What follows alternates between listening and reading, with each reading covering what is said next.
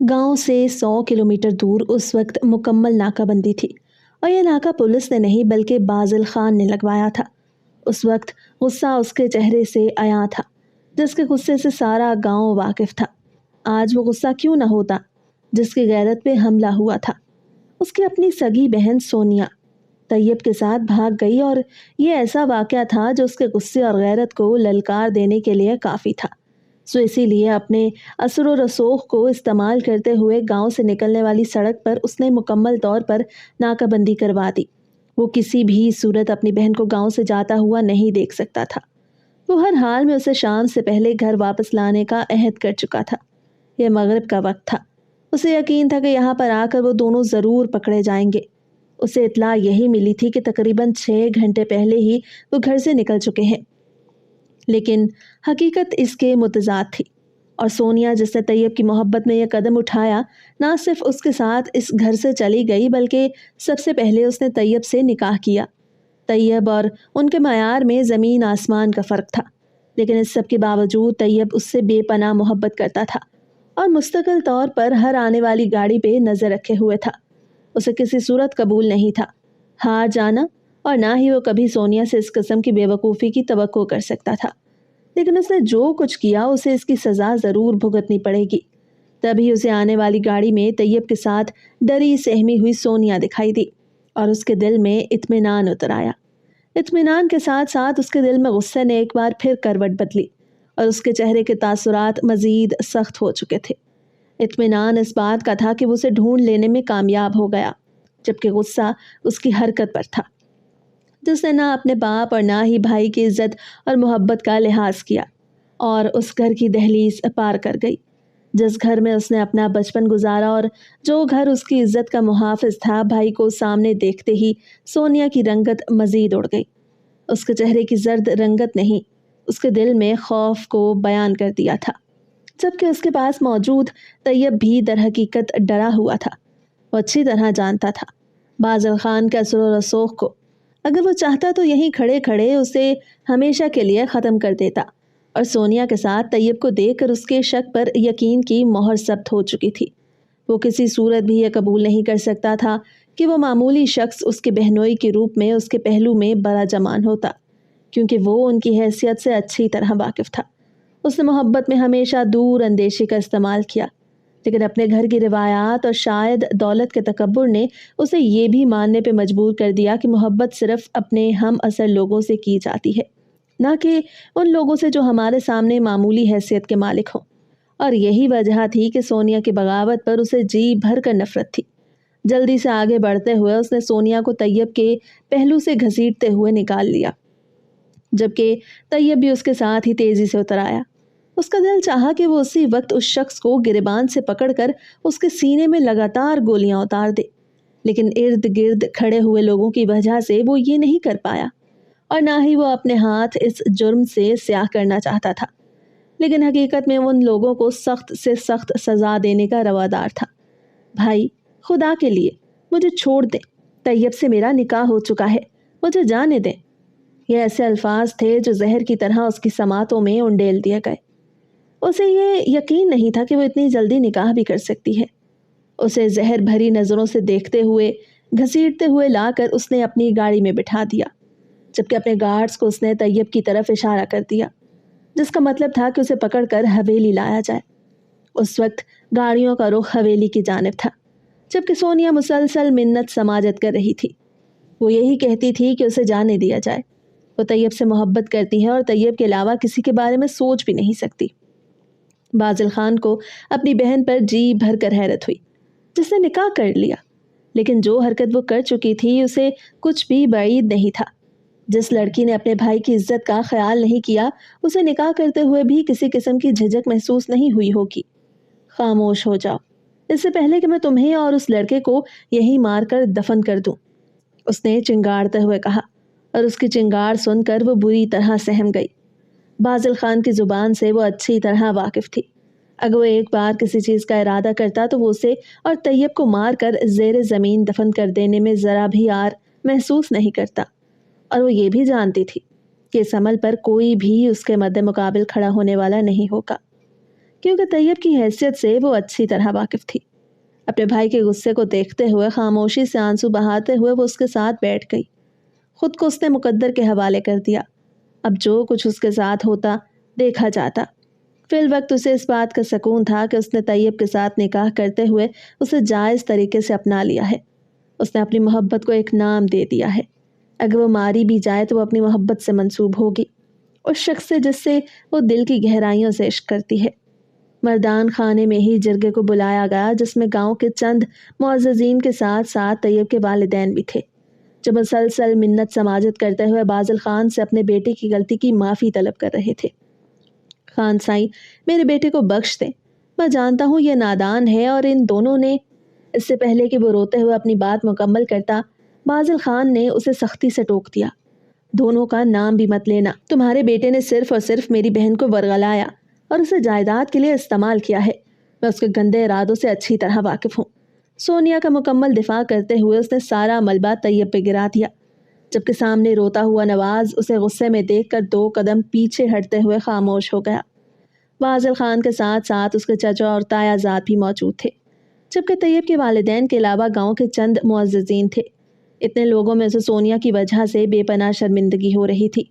बाबा साईं की वफ़ात के बाद उसे सोनिया को खुली छूट दे रखी थी, लेकिन फिर भी वो जानता था कि उसकी बहन कोई ऐसा कदम नहीं उठाएगी जिससे उसकी इज्जत पर हर्फ आए। लेकिन आज सोनिया ने जो कुछ किया वो उसके लिए बेपनाह शर्मिंदा था। इतना कि अगर उसे ज़मीन जगह देती तो वो ज़ेरे ज़मीन दफन हो जाता, लेकिन इतने लोगों का सामना न करता। वो जो आज तक लोगों के दरमियान मामलात को सुलझाता आया था, आज अपनी बहन का मामला लोगों के दरमियान पेश कर रहा था। जबकि वहाँ बैठे हुए मुअज़्ज़िज़ीन और तैयब के वालिद को अंदर ही अंदर इस बात का शिद्दत से एहसास था कि सोनिया की इजाज़त के बगैर कभी भी तैयब उसे नहीं वरगला सकता। अगर इस बात में तैयब कसूरवार था तो उतनी ही कसूरवार सोनिया भी थी, लेकिन उसके सामने बोलने की औकात किसी की भी नहीं थी। अपनी जगह हर शख्स बिल्कुल ठीक था, क्योंकि किसी भी औरत की मर्जी की बिना पर कोई भी मर्द उसे बहकाने की गलती नहीं कर सकता, और ख़ुसूसी तौर पर निकाह के वक्त तो किसी किस्म की ज़बरदस्ती नहीं चलती। उसने अपनी मर्जी से तैयब से मोहब्बत की और अपनी ही मर्जी से वो उस घर की दहलीज पार कर गई। लेकिन शायद वो अभी भी अपनी बहन की इज्जत बचाने के लिए उसकी गलती पर पर्दा डाल रहा था। मेरा दिल चाह रहा है कि अभी और इसी वक्त तुम्हारे बेटे को मौत के घाट उतार दूं। उसने नफरत भरी नज़रों से तैयब की जानिब देखा, जिसके चेहरे पर संजीदा तासुरात छाए हुए थे। तुम ये क्यों भूल रहे हो कि गलती और फसाद की जड़ तुम्हारे अपने घर में पल रही है बाज़िल खान? इतने लोगों में ये जुर्रत करने वाला उसका अपना तायाजाद असजद था, जिसने उसे सोनिया की गलती का एहसास दिलाना चाहा। इतने लोगों के दरमियान जहां वो सोनिया की गलती को छुपा रहा था, वहीं असजद की बात सुनकर वो मजीद आग बगोला हो गया। ठीक है, अगर तुम लोगों का भी यही ख्याल है कि इसमें सोनिया भी बराबर की शरीक है, तो मैं अभी और इसी वक्त उसे गोली मार देता हूँ। उसकी गैरत को कभी भी गवारा नहीं था कि इतने लोगों के दरमियान उसका अपना तायाजाद उसकी बहन की गलती उसे गिनवाता, लेकिन वो जितना भी मुंह मोड़ता, हकीकत यही थी। बंदूक उठाकर उसने बंदूक को सोनिया पर तान लिया। उसकी आंखों से टपकती हुई वहशत बता रही थी कि वो ये भी कर सकता है, जबकि दूसरे लोग हैरत से बाज़िल खान को देख रहे थे। किसी में इतनी जुर्रत नहीं थी कि उठकर उसे इस फेल से रोक लेता। जब वो एक पल की भी देर किए बगैर आकर सोनिया के सामने खड़ा हो गया। नहीं बाज़िल भाई, सोनिया पर बंदूक चलाने से पहले आपको ये गोली मेरे सीने में उतारनी होगी। तैयब के कहने पर जहां बाज़िल ने गुस्से और हैरत से उसे देखा, वहीं उसके बाप ने तड़पते हुए उसे देखा। उन्हें बिल्कुल यकीन नहीं था कि उनका बेटा इस कदर पागल है। मेरी हैसियत कुछ भी नहीं, लेकिन इस भरे जरगे में मैं ये ऐलान करता हूँ कि मैं सोनिया पर दिलो जान से फिदा हूँ और अपनी इज्जत और बीवी को बचाने के लिए आखिरी सांस तक लड़ूंगा। मैं ये भी कर सकता हूँ। बंदूक की नाली को उसके सीने पर जमाते हुए बाज़िल खान ने अपनी सुर्ख आंखें उसकी आंखों में गाड़ दी। सोनिया थर थर कांपते हुए रो रही थी। उसे यकीन था कि उसका भाई ये कर गुजरेगा। वो तैयब को किसी सूरत खोना नहीं चाहती थी, चाहे वो गरीब सही, लेकिन ये सच था कि वो उसके साथ मुखलिस था, और आज के दौर में मोहब्बत का मुखलिस होना भी नेमत खुदाबंदी है। मैं तैयार हूँ। आप अगर ये समझते हैं कि मोहब्बत करना जुर्म है, तो फिर मुझे इन लोगों के दरमियान ही मौत के घाट उतार दीजिए, ताकि मुझे मरने के बाद भी फ़ख्र हो कि मैंने मोहब्बत के नाम पर जान की बाजी लगाई है। उसने कहते हुए अपनी आंखों को मूंद लिया। وہ مرنے کے لیے بالکل تیار تھا۔ اگر یہ موت اسے سونیا کی محبت میں آنی تھی تو اسے کسی صورت بھی اس موت سے کوئی اعتراض نہیں تھا، جبکہ بازل اس کی محبت اور اس کے پرعزم لہجے پر ٹھٹک گیا۔ اسے ہمیشہ سے طیب کی نڈر طبیعت اور مخلصانہ محبت پر یقین تھا، لیکن جو چیز اس محبت کی راہ میں رکاوٹ تھی وہ تھی طیب کی غربت۔ نہ چاہتے ہوئے بھی اس نے بندوق کی نالی کا رخ زمین کی جانب کر دیا۔ اسے یہ اقرار کرنا پڑا کہ وہ کوشش کے باوجود سامنے کھڑے شخص پہ گولی نہیں چلا سکتا، جبکہ طیب نے آنکھیں کھولتے ہوئے بے یقینی سے اسے دیکھا۔ میں سونیا سے بے پناہ محبت کرتا ہوں، اور اگر آپ کو اس بات کا شک ہے کہ میں یہ صرف دولت کی بنا پہ کر رہا ہوں یا سونیا کو کسی قسم کا دھوکہ دوں گا، تو میں آپ سے التجا کرتا ہوں کہ آپ میری بہن سے نکاح کر لیں، تاکہ میری بہن ہمیشہ آپ کے زیر سایہ رہے۔ آپ کو یقین اور اطمینان رہے کہ میں کبھی بھی سونیا کو دھوکہ نہیں دے سکتا، اور میں بھی آپ سے یہی امید رکھوں گا کہ آپ بھی اسے حقوق نہیں تو تحفظ ضرور دیں گے۔ جہاں جرگے میں بیٹھے ہوئے نواز اور کلثوم نے حیرت سے ایک دوسرے کو دیکھا تھا، وہیں دوسرے لوگ بھی بس بے یقینی سے ایک دوسرے کو دیکھ رہے تھے۔ بازل خان پہلے سے شادی شدہ تھا، اور نہ صرف شادی شدہ بلکہ اپنی بیوی سے بہت محبت بھی کرتا تھا۔ اس کے باوجود طیب کی یہ رائے سب کے لیے ہی ایک ناقابل یقین بات تھی، جس پر کوئی بھی یقین نہیں کر سکتا تھا۔ سبھی کو یہی لگتا تھا کہ بازل خان کبھی بھی اس بات کو تسلیم نہیں کرے گا، جبکہ وہ پرسوچ نظروں سے طیب کو دیکھ رہا تھا۔ نواز نے جلدی سے آگے بڑھتے ہوئے طیب کو جھنجھوڑ ڈالا۔ اپنی محبت کی قربانی میں اپنی بہن کو قربانی کا بکرا مت بناؤ، میں تمہاری اندھی محبت کے پہلے ہی خلاف ہوں۔ نواز نے روتے ہوئے اپنے بیٹے کو احساس دلانا چاہا، جبکہ طیب کو یقین تھا کہ اگر سامنے کھڑا شخص میرو سے نکاح کی حامی بھر لے تو وہ کبھی بھی اس کی آنکھ میں آنسو نہیں آنے دے گا، چاہے وہ اس سے محبت نہ بھی دے پائے، لیکن اس کی عزت کی پامالی نہیں ہونے دے گا۔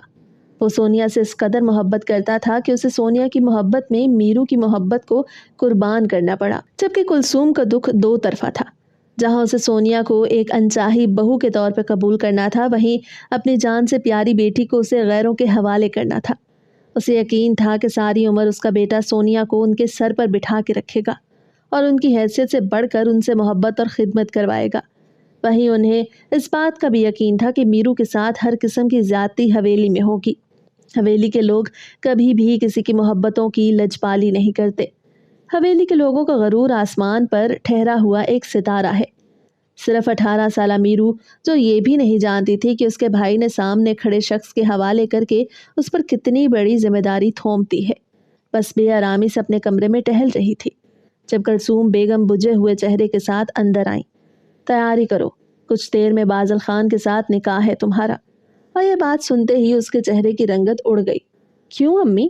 میرا نکاح، اور وہ بھی بازل خان کے ساتھ؟ وہ اچھی طرح جانتی تھی کہ بازل خان نہ صرف ایک مغرور شہزادہ ہے بلکہ پہلے سے شادی شدہ شخص ہے۔ ان کی اور میرو کے معیار میں زمین آسمان کا فرق ہے۔ وہ جو طیب کو بطور بہنوئی قبول نہیں کر رہے، اب اس کے ساتھ نکاح کرنے پر کیسے راضی ہو گئے؟ جبکہ نواز، جسے خود بھی یقین تھا کہ بازل خان طیب کی اس آفر کو کبھی بھی قبول نہیں کرے گا، بازل کے منہ سے اقرار سنتے ہی حیرت زدہ ہو گیا۔ انہیں اپنے بیٹے پر شدید غصہ تھا، جس نے اپنی محبت میں اپنی بہن کو قربان کر دیا۔ وہ معصوم بہن جو اس سے بے پناہ محبت کرتی تھی، ابھی وہ بے یقینی سے سوال پہ سوالات کیے جا رہی تھی۔ جب طیب کمرے میں داخل ہوا، کلثوم بیگم کو خاموش پا کر وہ جلدی سے طیب کی طرف بڑھی۔ بھائی، امی کیا کہہ رہی ہیں؟ میرا نکاح بازل خان کے ساتھ؟ آخر کیوں؟ اس کی غمزدہ آنکھوں سے نظر ملانے کی اور اس کے سوالات کے جوابات دینے کی سکت طیب میں نہیں تھی۔ وہ بس نرمی سے اسے بازوؤں سے پکڑتے ہوئے اس کے قریب بیٹھ گیا۔ میرو میری جان، آج تمہارے بھائی کو تمہاری ضرورت ہے۔ میں وعدہ کرتا ہوں کہ اگر تم میری محبت کے لیے حامی بھر لوگی تو میں تاعمر تمہارا غلام رہوں گا۔ کل جب تم پر مشکل وقت آئے گا، میں ہمیشہ تمہارے لیے کھڑا رہوں گا۔ خدا کے لیے آج انکار مت کرنا۔ اور وہ جو بھائی کی آس لیے بھائی کی جانب بڑھی تھی، اس کے منہ سے اس قدر پردرد التجا سن رہ گئی۔ اس کے خواب آنکھوں میں ہی کرچیوں کی صورت میں بکھر گئے۔ وہ جانتی تھی کہ حویلی میں سونیا نے صرف اس کے بھائی کے ساتھ مل کر جو قدم اٹھایا ہے، اسے تاعمر اس قدم کی سزا جھیلنی پڑے گی، چاہے اس میں قصور سونیا کا بھی تھا۔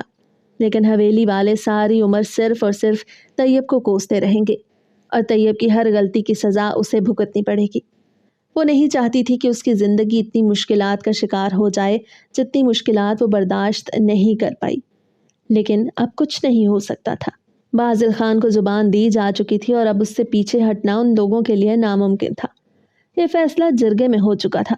جرگے میں ہی بازل خان نے اس بات کو تسلیم کیا کہ وہ میرو سے نکاح کرے گا اور اس کے بدلے میں سونیا اور طیب کی جان بخش دے گا۔ اس نے سونیا سے ناراضگی کا اظہار کرتے ہوئے اسے طیب کے ساتھ ہمیشہ کے لیے روانہ کر دیا۔ طیب اگر اس کی محبت تھا تو وہ چاہتا تھا کہ وہ طیب کے ساتھ اپنی محبت کو پا کر اپنی زندگی سنوار لے، لیکن پھر بھی اس کی خاطر اس نے میرو سے نکاح کر لیا، صرف اس وجہ سے کہ کل اگر طیب اسے دھوکہ دے تو اس کے ذہن میں یہ بات ہو کہ اس کی بہن بازل خان کے نکاح میں ہے، اور وہ اس کی بہن کے اتنے ٹکڑے کرے گا کہ وہ گن بھی نہیں پائے گا۔ نہ جانے کتنی ہی دیر وہ کلثوم بیگم کے گلے لگی سسکتی رہی۔ اپنی ایک پل میں بدلتی ہوئی زندگی پر اسے ابھی بھی یقین نہیں آیا تھا۔ اسے یقین نہیں آ رہا تھا کہ اس کے سگے رشتے صرف اپنی محبت اور خواہشات کے لیے اس کی قربانی دے رہے ہیں، جبکہ نواز اور کلثوم بیگم نے اپنے لبوں پر کفل لگا لیا تھا، یعنی وہ بھی مجبور ہو چکے تھے اپنے بیٹے کی جان بچانے کے لیے اسے قربان کرنے پر، اور یہ چیز اس کے دل میں ایک گہرا ستم چھوڑ گئی۔ اس شام خاموشی سے اس کا نکاح بازل خان کے ساتھ ہو گیا۔ بازل خان کے چچا اور تایا زاد ہی اس کے نکاح میں شامل ہوئے، جبکہ خاموشی سے اٹھ کر گاڑی کی جانب جانے سے پہلے بازل خان نے اس کا ہاتھ تھام لیا۔ اس کے ہاتھ میں اس قدر سختی تھی کہ اس کا نازک ہاتھ دب کر رہ گیا۔ اپنے سارے جذبات اس نے اس ہاتھ کی گرفت میں ہی نکال دیے۔ اس کے غصے سے سرخ رنگت اور چہرے پر موجود سنجیدہ تاثرات کسی کو بھی خوف زدہ کر دینے کی اہلیت رکھتے تھے۔ خاموشی سے گاڑی کی جانب جا کر اس نے گاڑی کا دروازہ کھولا اور اسے اندر دھکیل دیا، جبکہ دوسری سیٹ پر بیٹھتے ہوئے اس نے ڈرائیونگ شروع کی۔ ایک گاڑی ان کے پیچھے بھی آ رہی تھی جس میں صرف گارڈز تھے۔ اپنی گاڑی کی ڈرائیونگ وہ خود ہی کیا کرتا۔ میرو جو کچھ دیر پہلے خوف سے سسک رہی تھی اب ایک دم ہی خاموش ہو گئی۔ شاید اس نے ہار مان لی، یا پھر اسے اندازہ ہو چکا تھا کہ اب رونے سسکنے سے کوئی فائدہ نہیں۔ اس کی زندگی تباہ ہو چکی ہے اور اس کا ازالہ تعمر نہیں ہو سکتا۔ وہ اچھی طرح جانتی تھی کہ بازل خان کبھی بھی اسے وہ مقام اور درجہ نہیں دے پائے گا جو اس کا حق بنتا ہے۔ وہ یہ بھی جانتی تھی کہ بازل خان کو اپنی پہلی اور خاندانی بیوی سے محبت ہے۔ گاڑی حویلی کے سامنے رکی تو اس نے جھجکتے ہوئے اس بڑی حویلی کو دیکھا جس میں اس کے مطابق صرف پتھر آباد تھے۔ بڑے سائیں کا کافی عرصے پہلے ہی انتقال ہو چکا تھا اور اب بازل خان کے سپرد ہی سب کچھ تھا۔ نرمی سے گاڑی سے اترتے ہوئے وہ ایک جانب ہی کھڑی ہو گئی۔ اسے اندازہ تھا کہ اسے بازل کے ساتھ ہی اندر جانا ہے، جبکہ بازل کے قدموں کی پیروی کرتے ہوئے وہ تیز قدم اٹھاتی جیسے ہی حویلی میں داخل ہوئی سیڑھیاں اترتی ہوئی ماہا کو دیکھ کر اس کے قدم رک گئے، جبکہ بازل چلتے ہوئے ماہا کے قریب چلا گیا۔ ماہا کی جانب ہاتھ بڑھاتے ہوئے اس نے اسے اپنے قریب کرتے ہوئے اپنے گلے سے لگایا، جبکہ وہ ان دونوں کو دیکھ کر بس نظریں جھکائے کھڑی رہی۔ اسے اندازہ نہیں تھا کہ اسے اس وقت کہاں جانا ہے اور کیا کرنا ہے، بس خاموشی سے ایک جانب نظریں جھکائے وہ کھڑی تھی۔ جب ماہا کی نظر اس پر پڑی تو میں نے یہ صحیح سنا۔ ماہا نے سخت نظروں سے بازل خان کی جانب دیکھا۔ اس نے پلٹتے ہوئے اس لڑکی کو دیکھا جو اس وقت سر پر دوپٹہ جمائے صرف زمین کو گھور رہی تھی۔ ماہا بازل کو چھوڑتے ہوئے اس کی جانب بڑھی اور اس کے بالکل سامنے آ کے کھڑی ہو گئی۔ کبھی بھی اس بھول میں مت رہنا کہ تم اس گھر میں بیاہ کر آئی ہو۔ تم اس گھر میں صرف اور صرف سونیا کے بدلے کے لیے آئی ہو۔ تمہارے بھائی کی غیرت کا جواب یہ ہے کہ مردوں کی لڑائی میں اس نے اپنی بہن کو پیش کر دیا، جبکہ یہ بات کچھ غلط بھی نہیں تھی۔ ماہا کی بات بالکل ٹھیک تھی اور اس کا اندازہ سامنے کھڑی معصوم لڑکی کو ہو رہا تھا جس کے بھائی نے اپنی محبت کے لیے اپنی بہن کو قربان کر دیا، اور اب وہ لوگ جو کچھ بھی اس کے بارے میں کہتے اسے خاموشی سے سننا تھا۔ بہت خوب، مجھے ہمیشہ تمہاری نظریں ایسے ہی جھکی ہوئی چاہیے۔ کبھی بھی میرے سامنے نظروں کو اٹھانے کی جرات مت کرنا، اور نہ ہی یہ بھولنا کہ تمہاری اوقات اور حویلی کے باہر بھونکتے ہوئے کتوں کی اوقات میں کوئی فرق نہیں ہے۔ نفرت آمیز رویے میں کہتے ہوئے وہ پلٹ کر اپنے کمرے میں چلی گئی، جبکہ اس کے چہرے سے ہی اس کے غصے کا اندازہ ہو رہا تھا۔ بازل ان دونوں کے درمیان بس خاموش کھڑا تھا۔ ڈبڈباتی ہوئی نظریں اٹھا کر اس نے بازل کی جانب دیکھا جو اس وقت ماہا کی پشت کو دیکھ رہا تھا۔ تمہیں آج رات یہیں پر رہنا ہے، اس وقت تو تمہارے لیے اس حویلی میں کوئی کمرہ نہیں۔ ہاں، کل میں ملازمہ سے کہہ کر اسٹور روم صاف کروا دوں گا اور پھر تم اپنی رہائش وہیں منتقل کر لینا۔ سرسری اور سنجیدہ لہجے میں کہتے ہوئے وہ بھی مہا کی پیروی میں کمرے میں چلا گیا، جبکہ وہ وہیں بیٹھتی چلی گئی۔ اسے اپنی اوقات کا اندازہ اچھی طرح ہو چکا تھا۔ کمرے میں داخل ہوتے ہی اس نے کمرے کی ابتر حالت کو دیکھا۔ مہا نے غصے سے کمرے کی ہر چیز کو تہس نہس کر دیا تھا۔ ایک پل میں ہی اس نے ساری قیمتی چیزوں کو فرش پہ دے مارا۔ اسے کسی صورت یہ قبول نہیں تھا کہ بازل اس کے علاوہ کسی کی جانب آنکھ اٹھا کر دیکھتا۔ آج تک اس کی شادی کو 4 سال ہو چکے تھے اور وہ اولاد کی نعمت سے محروم تھی، لیکن پھر بھی وہ یہی چاہتی تھی کہ بازل صرف اس کا رہے۔ اپنی سخت طبیعت کے باوجود اس نے بازل کو مکمل طور پر اپنے قابو میں کر رکھا تھا، لیکن اس وقت بازل کے ساتھ اس کم عمر لڑکی کو دیکھنا اسے کبھی بھی قبول نہیں تھا۔ اسے جب یہ سنا کہ بازل نکاح کر رہا ہے تو اسے کسی صورت اس بات پہ یقین نہیں آیا، لیکن اس وقت حویلی میں آتی ہوئی اس لڑکی کو دیکھ کر اسے یقین آ گیا کہ بازل نے اس سے اجازت لیے بنا ہی نکاح کر لیا۔ جبکہ اسے دیکھتے ہوئے بازل جلدی سے اس کی جانب بڑھا۔ مہا، یہ کیا طریقہ ہے؟ تم اس قدر غصے میں کیوں ہو؟ جبکہ مہا نے اس کا ہاتھ جھٹکتے ہوئے اسے خود سے دور دھکیل دیا۔ دور رہو مجھ سے، ہوس پرست انسان، مجھے تم سے پہلے بھی یہی امید تھی۔ جبکہ مہا کے منہ سے اس قدر سخت لفظ سنتے ہی وہ حیرت سے اسے دیکھتا رہ گیا، لیکن وہ اس کے غصے سے واقف تھا۔ وہ اچھی طرح جانتا تھا کہ مہا اسے کبھی بھی کسی کے ساتھ شیئر نہیں کر سکتی۔ سمجھنے کی کوشش کرو مہا، میں اسے اس گھر میں صرف اور صرف سونیا کی وجہ سے لے کر آیا ہوں، اس کے علاوہ میرا اور کوئی مقصد نہیں۔ اس کے لہجے میں ابھی بھی نرمی تھی، جبکہ مہا غصے سے اسے گھور رہی تھی۔ سونیا کوئی بچی نہیں ہے اور نہ ہی اس نے کسی کے دباؤ میں آ کر یہ قدم اٹھایا ہے۔ اس نے خود اپنی زندگی کا فیصلہ کیا ہے اور تم نے خود، یعنی تم دونوں کے درمیان میں پس میں رہی ہوں۔ مہا کی آنکھوں سے آنسو بہنے لگے، جبکہ مہا کی حالت دیکھتے ہوئے وہ بے اختیار اس کے قریب چلا آیا۔ وہ لڑکی ساری عمر تمہاری نکرانی بن کر رہے گی، اسے اس گھر میں وہ مقام کبھی حاصل نہیں ہو سکتا جو تمہیں حاصل ہے، لیکن اسے تم تو حاصل ہو بازل۔ مہا نے اس کی بات کو ٹوک دیا۔ اس کی تکلیف سے اچھی طرح واقف تھا۔ اسے میں کبھی بھی میسر نہیں آؤں گا۔ میں تم سے قسم کھا کر کہتا ہوں کہ میں کبھی بھی اسے اپنے قریب نہیں آنے دوں گا۔ پلیز میری بات کا یقین کرو۔ جبکہ مہا کو کسی صورت یقین نہیں آ رہا تھا۔ تم ابھی اور اسی وقت اسے طلاق دو، مجھے اس لڑکی کی کوئی ضرورت نہیں اور نہ ہی میں اسے یہاں برداشت کر سکتی ہوں۔ مہا کا لہجہ سخت تھا، اس کی آواز اس وقت کمرے سے باہر جا رہی تھی۔ میں اسے طلاق نہیں دے سکتا۔ مہا، سمجھنے کی کوشش کرو، اس کے بھائی کے پاس سونیا ہے اور اسے اس گھر میں رہنے کا میرے پاس اس کے علاوہ اور کوئی حل نہیں۔ وہ صرف میرے نکاح میں ہے لیکن میری بیوی نہیں ہے۔ وہ اسے نرمی سے سمجھا رہا تھا، لیکن وہ جانتا تھا کہ وہ کبھی بھی نہیں سمجھے گی۔ وہ ان لوگوں میں سے تھی جو بال کی کھال ادھیڑ کر رکھ دیتے ہیں۔ وہ کبھی بھی کسی معاملے کو مختصر نہیں کر سکتی تھی، اور پھر یہی ہوا۔ مہا نے بحث کا سلسلہ طویل سے طویل کر دیا۔ اسے ہر حال میں اس لڑکی کی طلاق چاہیے تھی، جو لڑکی اس وقت لاؤنج میں بیٹھی اپنی بے بسی پہ رو رہی تھی۔ کتنی ہی دیر وہ زمین پہ بیٹھی آڑی ترچھی لکیریں کھینچتی رہی۔ اس کے مقدر میں اب کچھ بھی سلجھا ہوا نہیں تھا، ہر چیز ہی الجھ چکی تھی۔ کیا کچھ نہیں کیا تھا اس نے اپنی تعلیم کے لیے؟ رات دن امی کے ساتھ کپڑے سلوا کر اس نے 1 روپیہ اکٹھا کیا تاکہ وہ اپنی تعلیم مکمل کر سکے، لیکن اس کے بھائی نے اس کے سارے خوابوں کو مار دیا۔ اسے اس شخص کے حوالے کر دیا جو کسی بھی وقت اسے چھوڑ سکتا تھا، جس نے اس وقت بھی اس کے ساتھ رشتہ بنا کر اسے کوئی نام نہیں دیا تھا۔ بے اختیار ہی اس کا دم گھٹنے لگا اور وہ باہر چلی آئی۔ لان میں اس وقت اندھیرا پھیل رہا تھا، بھوک کا تو نام و نشان بھی باقی نہیں تھا، بس ٹوٹے ہوئے خوابوں کا درد جو اس کی آنکھوں میں چبھن پیدا کر رہے تھے۔ کتنی ہی دیر رو رو کر اس نے اپنی آنکھوں کو سرخ کر لیا، لیکن دل کا غم کسی صورت بھی ہلکا نہیں ہو رہا تھا۔ زندگی میں پہلی بار تھا جب وہ اپنے گھر کے علاوہ کہیں رکی تھی، اور وہ بھی اتنی بے بس کہ اس کے پاس سونے کے لیے بھی جگہ موجود نہیں تھی۔ سردیوں کی آمد تھی، ٹھنڈی ٹھنڈی ہوا اس وقت جسم کو چھو کر ایک ٹھنڈک بھرا احساس بھر رہی تھی۔ آہستہ آہستہ رات بھی اترنے لگی اور وہ بس آسمان پر چمکتے ہوئے ستاروں کو دیکھتی رہی۔ نہ جانے اس کے ماں باپ اس کے بغیر کیسے رہیں گے؟ کیا انہیں اس کی یاد نہیں آئے گی؟ یا پھر شاید اسے ان سے ملنے بھی نہ دیا جائے؟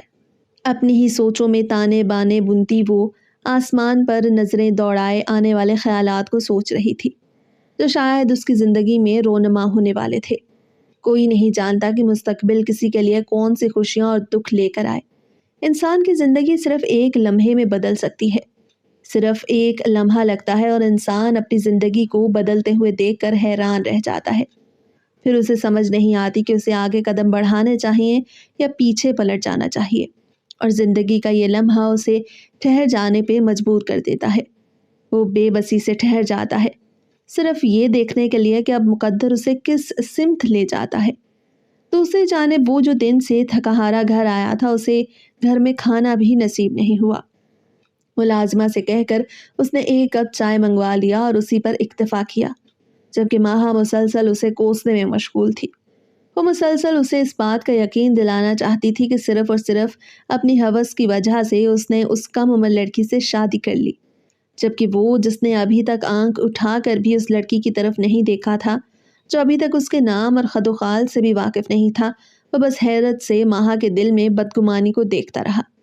آج ماہا نے اس سے جس لہجے میں بات کی تھی، اسے اچھی طرح اندازہ ہو چکا تھا کہ ماہا کے دل میں اس کے لیے کون سے احساسات و جذبات ہیں۔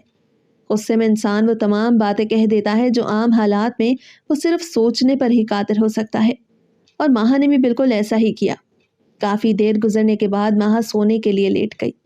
اس نے مسلسل بازل سے بائیکاٹ کر رکھا تھا، نہ ہی اس کی کوئی بات سمجھ پا رہی تھی اور نہ ہی اسے سمجھ پانے کی کوشش کر رہی تھی، اور وہ جو کافی دیر تک اس سے لڑتے جھگڑتے ہوئے دیکھتا رہا، اب حقیقت میں اس کا سرد درد سے پھٹنے لگا تھا۔ نہ جانے کیوں اس کے اندر گھٹن بڑھتی جا رہی تھی۔ ماہا سے اس نے محبت کی اور پھر اس کے ساتھ اپنی محبت کو ثابت کرنے کے لیے نکاح کیا۔ آج 4 سال ہو چکے تھے اور ماہا نے اسے حویلی کا وارث نہیں دیا، جہاں اس کے چچا تایا یہی چاہتے تھے کہ وہ ایک بار پھر نکاح کر لے، لیکن وہ ابھی بھی ماہا کے ساتھ کھڑا تھا۔ اس وقت بھی میرو سے نکاح صرف مجبوری میں ہوا، ورنہ وہ کبھی بھی ایسا کرنے کے بارے میں سوچ بھی نہیں سکتا تھا، جبکہ ماہا نے ہی اسے نہ صرف ہوس پرست سمجھا بلکہ اسے مطلبی انسان بھی کہہ دیا۔ ماہا کی نیند کی وجہ سے کمرے میں خاموشی ہو گئی، جبکہ وہ کچھ دیر ماہا کے چہرے کو دیکھتا رہا اور پھر اٹھ کر باہر چلا آیا۔ اس کا دل چاہ رہا تھا کہ وہ تازہ ہوا کھائے، کچھ دیر اپنے ساتھ گزارے اور پھر کوئی فیصلہ کرے۔ پورے دن کی تھکان کی وجہ سے اس کا دماغ اب پھٹنے لگا تھا۔ نیچے آتے ہی اس کا پہلا خیال اس لڑکی کی طرف چلا گیا، وہ جس وقت لاؤنج میں موجود تھی۔ اگر وہ لاؤنج میں تھی تو ضرور اس نے ماہا اور بازل کے درمیان ہونے والی لڑائی کو سنا ہوگا، کیونکہ ماہا کی آواز اکثر کمرے کی دہلیز پار کر جاتی، لیکن وہ اس وقت لاؤنج میں موجود نہیں تھی۔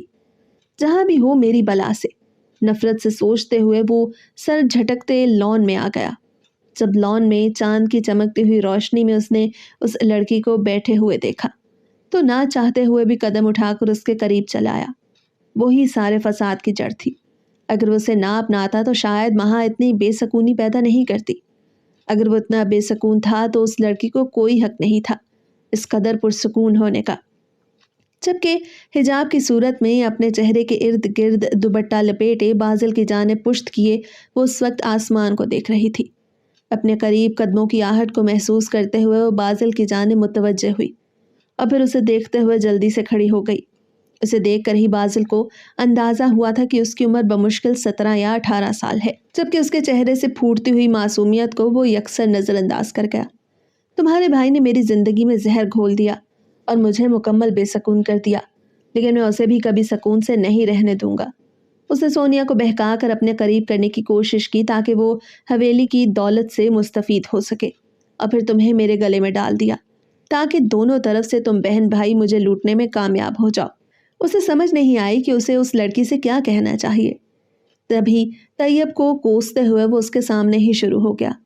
وہ چاہتا تھا کہ وہ لڑکی بھی بالکل اسی طرح بے سکون ہو جائے جس طرح وہ بے سکون تھا۔ اس کے ذہن میں چلتی کشمکش سے ناواقف میرو نے پلکیں اٹھا کر اس کی جانب دیکھا اور پھر نرمی سے اپنی پلکوں کو جھکا لیا۔ آپ ٹھیک کہتے ہیں، اگر بھائی کی نیت سونیا بھابھی سے محبت نہیں بلکہ آپ کی دولت ہے تو انہیں ضرور اس کی سزا ملنی چاہیے۔ محبت کو بدنام کرنے والے لوگوں میں انہیں سر فہرست رکھنا چاہیے، نرمی سے کہتے ہوئے وہ پلٹ کر چاند کو دیکھنے لگی۔ اس کی نرم سکون بھری سرگوشی کو سنتے ہوئے وہ حیرت سے اسے دیکھنے لگا۔ دماغ میں پھیلا ہوا سٹریس بے اختیار ہی کم ہونے لگا۔ وہ پلٹتے ہوئے اس کے سامنے آ کر کھڑا ہو گیا۔ تم کیا سمجھتی ہو؟ حویلی میں تم میری بیوی بن کر آئی ہو؟ تم یہاں پر صرف اور صرف ایک نوکرانی کی حیثیت سے آئی ہو۔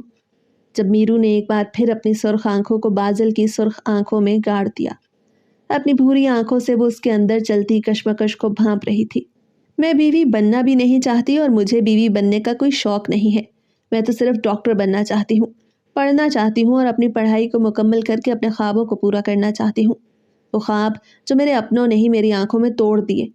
اس کا ٹوٹا ہوا لہجہ اور دکھ بھری بات نے اسے ٹھٹکنے پر مجبور کر دیا۔ وہ اس قدر شدید دکھ سے گزر رہی تھی، اس کے باوجود وہ کس قدر خاموش اور پرسکون تھی، جبکہ ماہا جس کے لیے وہ اس لڑکی کو محض نوکرانی بنا کر لایا، اس کی محبت سے واقف ہونے کے باوجود اسے کوس رہی تھی، اور ایک طرف وہ لڑکی جس کے اپنوں نے اسے قربان کر دیا اس قدر پرسکون تھی جیسے کچھ ہوا ہی نہیں۔ اپنے اندر چلتے ہوئے جذبات کے طوفان کو اس نے اپنے اندر ہی سمیٹ لیا۔ مجھے تم سے اور تمہاری دکھ بھری کہانیوں سے کوئی مطلب نہیں۔ میں سمجھ سکتی ہوں آپ کو مطلب ہونا بھی نہیں چاہیے۔ آپ کی اپنی زندگی ہے جس میں پلٹ کر آپ اپنی دنیا بنا سکتے ہیں، جبکہ میں آپ کی دنیا میں صرف ایک رکاوٹ ہوں، وہ رکاوٹ جو آپ کی خوشیوں کو آپ کے قریب نہیں آنے دے گی۔ میں چاہتی ہوں کہ آپ اس رکاوٹ کو ہمیشہ نظر انداز کریں اور اپنی خوشیوں کی جانب متوجہ ہو کر انہیں حاصل کریں، کیونکہ انسان کی قسمت میں لکھی ہوئی خوشیوں پر اس کا پہلا حق ہے۔ کیا تمہیں ذرا برابر احساس نہیں کہ تمہارے بھائی نے تمہارے ساتھ کیا کیا؟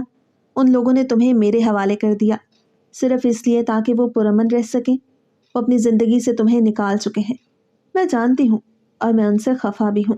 اس نے نرمی سے کہتے ہوئے اپنی ڈبڈباتی ہوئی نظروں کو جھکا لیا۔ شاید وہ مزید اس کا سامنا نہیں کر سکتی تھی، جو صرف اسے تذلیل کا نشانہ بنا رہا تھا، جو اسے صرف یہ احساس دلا رہا تھا کہ اس گھر میں وہ کس حیثیت سے موجود ہے، جبکہ معصومیت سے کہتے ہوئے وہ مقابل کے دل میں اپنے لیے ہمدردی پیدا کرنے میں کامیاب ہو چکی تھی۔ اس نے رحم بھری نظروں سے اس کی جانب دیکھا۔ اس وقت وہ دونوں ایک ہی دوراہے پہ کھڑے تھے، جہاں اسے زندگی بھر کا یقین اور اعتماد کو منہ پہ دے مارا تھا، اپنی زندگی سے دور دھکیل دیا تھا۔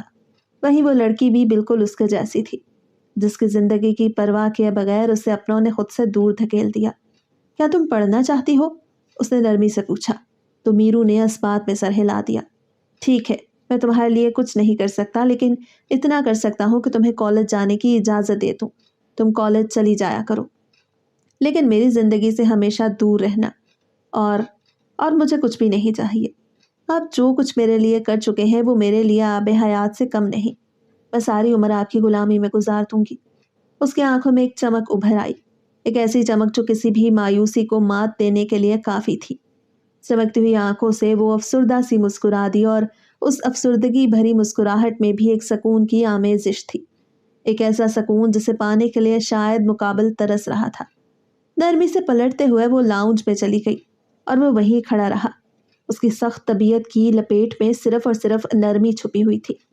وہ جتنا سخت نظر آتا تھا وہ اتنا ہی نرم تھا۔ اپنے قریبی رشتوں کے لیے وہ شہد سے زیادہ میٹھا تھا، جبکہ وہ لوگ جو اس پر سخت اور سنجیدہ ہونے کا الزام عائد کرتے تھے، انہیں بھی کسی موڑ پر یہ تسلیم کرنا پڑا کہ وہ شخص صرف بغاوت کرنے والے لوگوں کے لیے سخت ہے، اسے باغی بننا قبول نہیں۔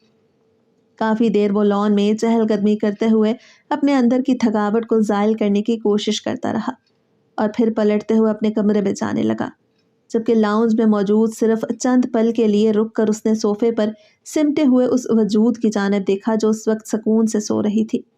شاید اس کی بے سکون زندگی میں اس شخص کا رتی بھر رحم کھانا بھی سکون پیدا کر چکا تھا، اس لیے اس وقت معصومیت اور سکون سے سوتے ہوئے وہ مقابل کے چہرے پر مسکراہٹ لانے میں کامیاب ہو گئی۔ جبکہ اسے دیکھتے ہوئے وہ اپنے کمرے میں چلا گیا۔ ماہا مکمل نیند میں تھی، اس کے قریب ہی لیٹتے ہوئے وہ بھی سونے کی کوشش کرنے لگا تاکہ دن بھر کی تھکاوٹ اور بے سکونی زائل ہو جائے، اور حقیقت میں بھی کچھ ہی دیر کے بعد وہ نیند کی وادیوں میں اتر گیا۔ کمرہ اس کی بھاری سانسوں سے گونج رہا تھا۔ اگلی صبح اٹھتے ہی وہ جلدی سے یونیفارم پہن کر تیار ہو گئی۔ کتابیں اٹھا کر وہ اس کے انتظار میں تھی۔ ملازمہ نے ہی اسے چائے کے ساتھ سینڈوچ کے کچھ پیس دے دیے، اس لیے اس کا ناشتہ مکمل ہو گیا۔ تبھی ماہا سیڑھیوں سے اترتی ہوئی دکھائی دی۔ اسے یونیفارم میں دیکھ کر اس کے ماتھے پر بل پڑ گئے۔ یہ کہاں جانے کا ارادہ رکھتی ہو تم؟ اس نے سخت لہجے میں پوچھا۔ جب وہ گھبراتے ہوئے ماہا کو دیکھنے لگی تبھی سیڑھیوں سے بازل اتر رہا تھا۔ اگر تم تیار ہو چکی ہو تو جلدی سے باہر آؤ، میں تمہیں چھوڑ دیتا ہوں، جبکہ وہ کتابیں اٹھا کر جلدی سے باہر کی جانب لپکی۔ ماہا حیرت سے اسے اور بازل کو دیکھ رہی تھی، جبکہ بازل نے ایک بار پھر رات کی ساری لڑائی کو بھولتے ہوئے اس کے ماتھے پر لب رکھ دیے۔ میں آ کر تمہیں ساری بات سمجھاتا ہوں، خدا حافظ۔ میرو کے پیچھے جاتے ہوئے وہ بھی غائب ہو گیا، جبکہ ماہا پرسوچ نظروں سے داخلی دروازے کو دیکھ رہی تھی۔ اس شدت سے کچھ ہونے کا احساس ہوا تھا۔ اس روز اس نے وعدہ کر لیا کہ وہ ہر صورت اس لڑکی کو طلاق دلوا کر اس گھر سے بھیج کر رہے گی۔ اس نے بہت بڑی غلطی کر دی سونیا کی مدد کر کے۔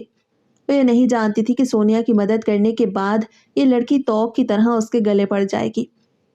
اپنا سارا غصہ اس نے ناشتہ لے کے آتی ہوئی ملازمہ پہ نکال دیا۔ تمہیں کس نے کہا کہ اس لڑکی کو ناشتہ بنا کر دو؟ وہ بی بی جی، اس نے چائے مانگی تھی تو میں نے۔ ملازمہ ہمیشہ ہی اس کے غصے سے خائف رہتی۔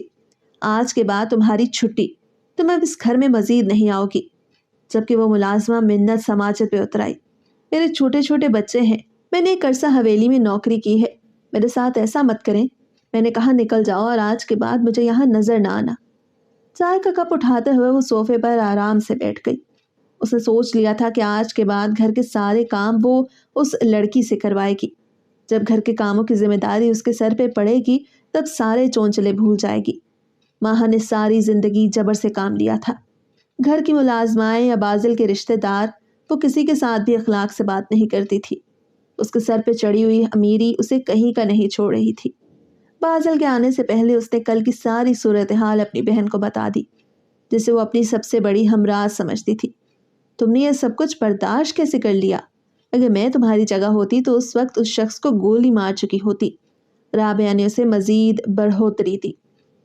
میں یہ کبھی بھی برداشت نہیں کروں گی، میں ہر صورت اس لڑکی کو طلاق دلوا کر رہوں گی۔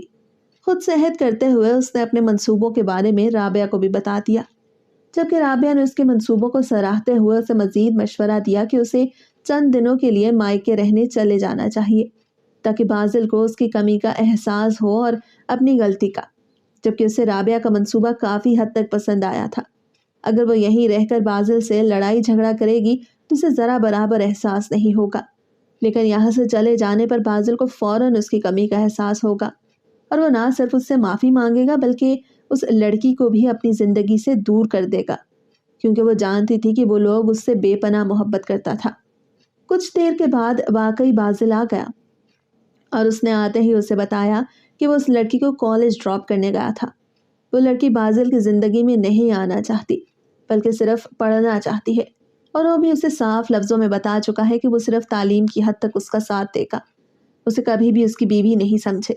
جبکہ ایک بار پھر اس کی بات نہ سمجھتے ہوئے ماہا نے اپنا سامان پیک کر لیا۔ میں یہاں سے جا رہی ہوں، جب تمہیں اپنی غلطی کا احساس ہو جائے تو میں پلٹ آؤں گی۔ مجھے تمہاری زندگی میں یہ لڑکی نہیں چاہیے، اب تمہیں فیصلہ کرنا ہوگا، یا میں یا وہ لڑکی۔ جبکہ بازل اسے روکتا رہا۔ اس نے قسم کھا کر اسے کہا کہ وہ اس کی زندگی میں رہے تو وہ اس لڑکی کی جانب پلٹ کر بھی نہیں دیکھے گا، جبکہ اس وقت اسے رابعہ کے مشورے پہ عمل کرنا تھا، اور اسی کے مشورے کو مانتے ہوئے وہ اس گھر سے چلی گئی، جبکہ وہ یہ نہیں جانتی تھی کہ اس نے اس گھر کی دہلیز سے قدم باہر نکال کر کتنی بڑی غلطی کی ہے۔ عورت ہمیشہ جذبات میں آ کر وہ قدم اٹھاتی ہے جو اسے نہیں اٹھانا چاہیے، اور پھر اس قدم کا خسارہ اسے قدم قدم پر بھگتنا پڑتا ہے۔ اگر بازل کا اٹھایا ہوا یہ قدم اسے غلطی بھی محسوس ہو رہا تھا تو وہ اچھے لفظوں میں نرمی سے معاملے کو سلجھا کر بازل کو یہ احساس دلا سکتی تھی کہ وہ اسے کسی کے ساتھ بانٹ نہیں سکتی، تو شاید وہ اپنی غلطی سے دستبردار ہو کر اس لڑکی کو اپنی زندگی سے نکال دیتا۔ لیکن جب مرد کے سامنے ضد اور انا کو رکھ کر اسے فیصلہ کرنے پہ مجبور کیا جائے تو پھر وہ فیصلہ بھی اسی طرح کرتا ہے جس طرح جذبات میں اس کے سامنے معاملہ ہو۔ پھر وہ سوچ سمجھ کر نہیں بلکہ جذباتی حد تک فیصلے کو غلط رخ دیتا ہے، جس میں سراسر عورت کا نقصان ہوتا ہے، اور یہ سب کچھ اس کے ساتھ بھی ہو رہا تھا۔ دوپہر اسے کالج سے واپس لا کر ہی اسے پتہ چلا کہ کھانا بنانے والی ملازمہ غائب ہے، جبکہ یہ بات بھی اس کے لیے عجیب اور انوکھی تھی۔ ملازمہ ہمیشہ سے ہی گھر کا کھانا وغیرہ بناتی تھی، جبکہ دوسرے کاموں کے لیے بھی ملازمائیں موجود تھیں، جبکہ کھانا بنانے والی ملازمہ کو بھیج کر خود چلے جانا ماہا کی سراسر زیادتی تھی۔ آپ پریشان نہ ہو، میں بھی آپ کے لیے کھانا بنا دیتی ہوں۔ اس کے لہجے میں نرمی کے ساتھ ساتھ شرمندگی تھی۔ شاید وہ یہ سمجھ رہی تھی کہ بازل کی خستہ حال اور بکھری ہوئی زندگی کے پیچھے اس کا ہاتھ ہے۔ اس کی وجہ سے یہ سب کچھ ہو رہا ہے جو بازل کو اتنا بے سکون کرنے میں کامیاب ہو رہا ہے۔ جبکہ بازل لاؤنج میں بیٹھ کر اس کا انتظار کرنے لگا۔ آج بریانی کھانے کا اس کا دل چاہ رہا تھا۔ کافی دیر تک وہ ماہا کے بارے میں سوچتا رہا۔ وہ اپنی ضد پر اٹک چکی تھی، اور ایسی ضد جو بالکل بے بنیاد تھی۔ جب وہ قسم کھا چکا تھا کہ وہ اگر اس کی زندگی میں اس کے ساتھ رہے گی تو وہ اس لڑکی کے قریب بھی نہیں جائے گا، تو پھر اس کی ضد بالکل بے بنیاد تھی۔ اس نے آج تک اس کی کسی بات کو تسلیم نہیں کیا تھا۔ اس کی ہر ضد کے آگے وہ سر تسلیم خم کر دیتا، لیکن وہ پھر بھی اس کی بات نہیں مانتی تھی، نہ ہی اس پر اس کا کوئی روب چلتا۔ محبت کے باوجود اسے ان اندیشوں نے گھیر لیا کہ وہ بالکل باغی ہونے لگی ہے۔ ایک عورت جب مرد کے سامنے اپنی آواز کو بلند کر لے پھر وہ اس کے روب میں نہیں آتی، اور ماہا پر اس کا کوئی بس نہیں چلتا تھا۔ کافی دیر گزر چکی تھی لیکن کچن سے وہ لڑکی باہر نہیں آئی تھی۔ تبھی وہ اٹھ کر کچن کے دروازے پہ چلا گیا۔ اس کا ارادہ تھا کہ وہ دیکھے اگر کھانے کے لیے کچھ بنا ہے تو ٹھیک، ورنہ باہر سے آرڈر کر لے۔ جب وہ اسے کچن میں مصروف سے کھڑی دکھائی دی، بالوں کا اونچا جوڑا بنائے جس سے نکلتی ہوئی لٹیں اس کے چہرے کو چھو رہی تھی، بریانی دم پر لگائے وہ اس وقت سلاد بنانے میں مصروف تھی۔ اسے دیکھتے ہوئے وہ جلدی سے دوپٹہ سمیٹتے ہوئے اوڑھ کر اس کی جانب متوجہ ہوئی۔ آپ بس مجھے 10 منٹ کا وقت دیں، میں کھانا لگا رہی ہوں۔ جبکہ وہ جو اسے اتنی پھرتی سے کام کرتے ہوئے دیکھ کر حیران ہوا تھا، وہیں بریانی کی اشتہا انگیز خوشبو نے اسے اپنی جانب متوجہ کیا۔ یہ سب کچھ اس کے دل نے سوچا تھا اور اس لڑکی نے کر دکھایا۔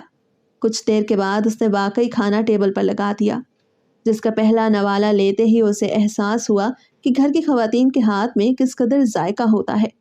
وہ جو آج تک صرف ملازمہ کے ہاتھ سے بنا ہوا سب کچھ کھاتا رہا، اسے احساس ہوا کہ بیوی کے ہاتھ سے بنا ہوا کھانا جس میں محبت اور توجہ کی آمیزش ہو کس قدر دل نشین احساس رکھتا ہے۔ وہ اس کے ساتھ کھانا نہیں کھا رہی تھی بلکہ کچن میں جا کر کچن سمیٹتے ہوئے اس کے لیے چائے بنانے لگی۔ نہ جانے اسے کیسے معلوم تھا کہ وہ کھانے کے بعد چائے ضرور لیتا تھا۔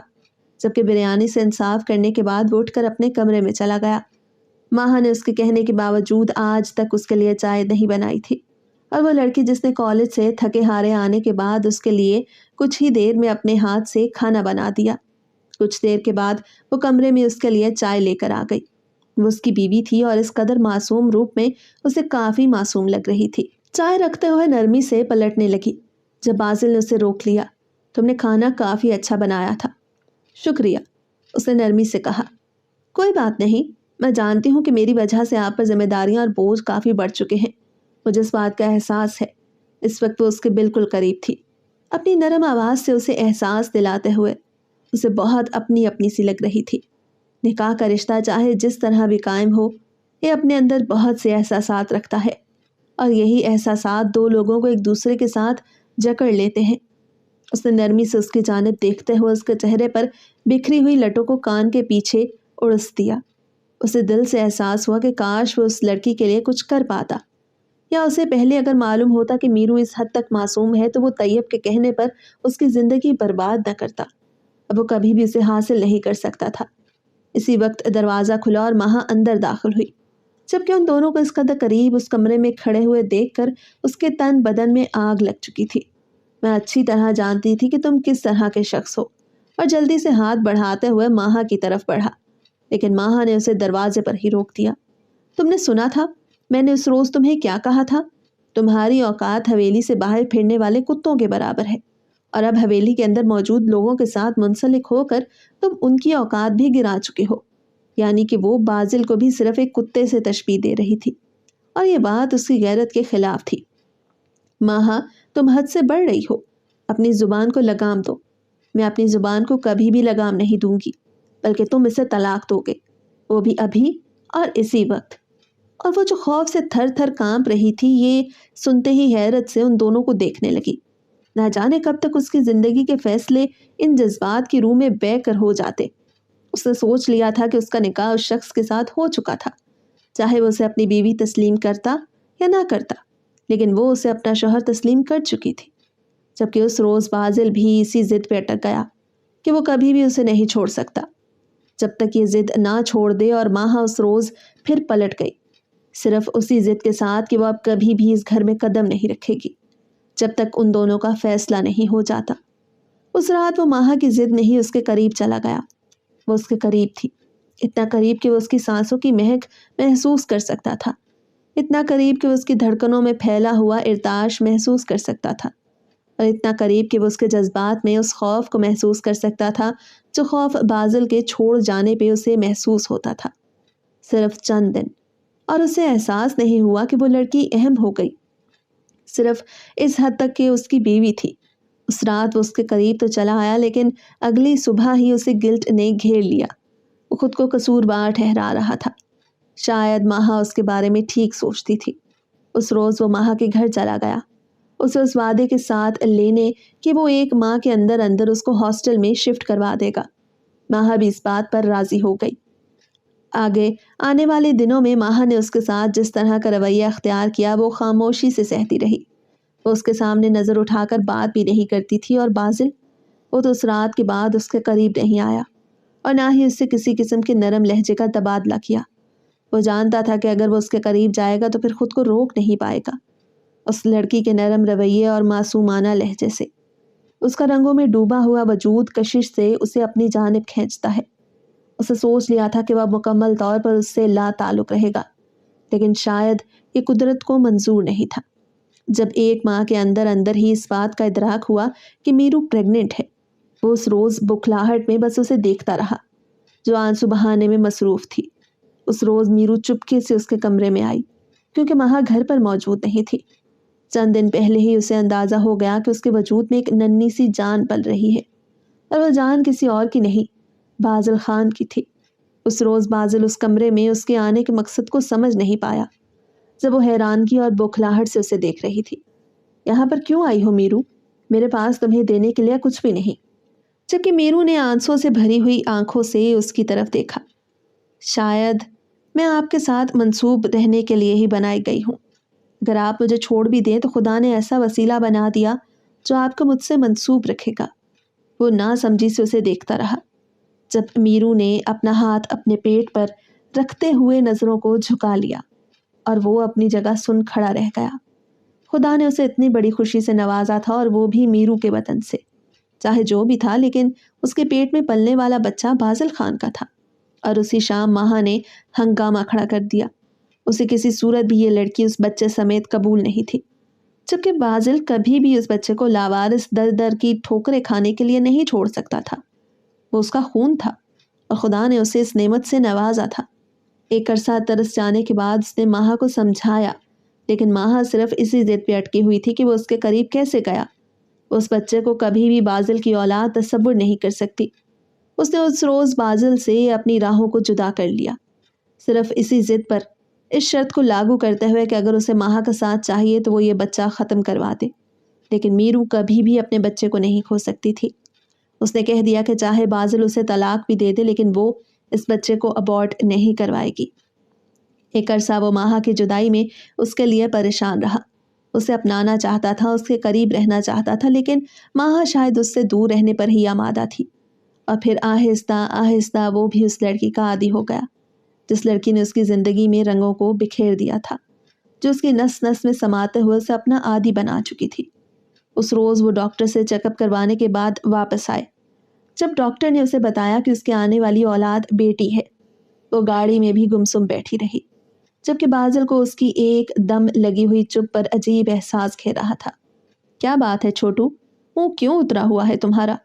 بازل نے نرمی سے اس کے چہرے کو چھوا، جب اس کی آنکھوں میں نمی جھلکنے لگی۔ بازل، آپ مجھ سے وعدہ کریں کہ آپ ہماری بیٹی کو بالکل شہزادیوں کی طرح پالیں گے، ورنہ ہم ابھی یہ بچہ گرا دیں گے۔ جب بازل نے نرمی سے اس کے لبوں پر ہاتھ رکھ دیا، وہ یہ سن کر ہی نہال ہو چکا تھا کہ میرو کے پیٹ میں اس کی بیٹی ہے۔ وہ ہمیشہ سے بیٹی کا طلبگار تھا۔ میں تم سے وعدہ کرتا ہوں کہ اسے ہمیشہ شہزادی بنا کر رکھوں گا، اور یہ بھی کہ آج کے بعد تم پر کسی قسم کا ستم نہیں کیا جائے گا۔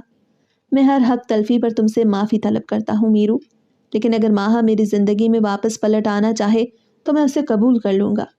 جبکہ میرو کو اس بات پر اعتراض نہیں تھا۔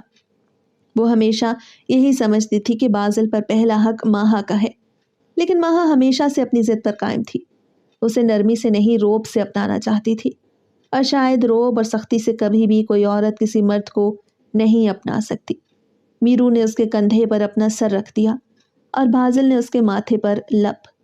وہ معصوم سی گڑیا اس کی شہزادی تھی۔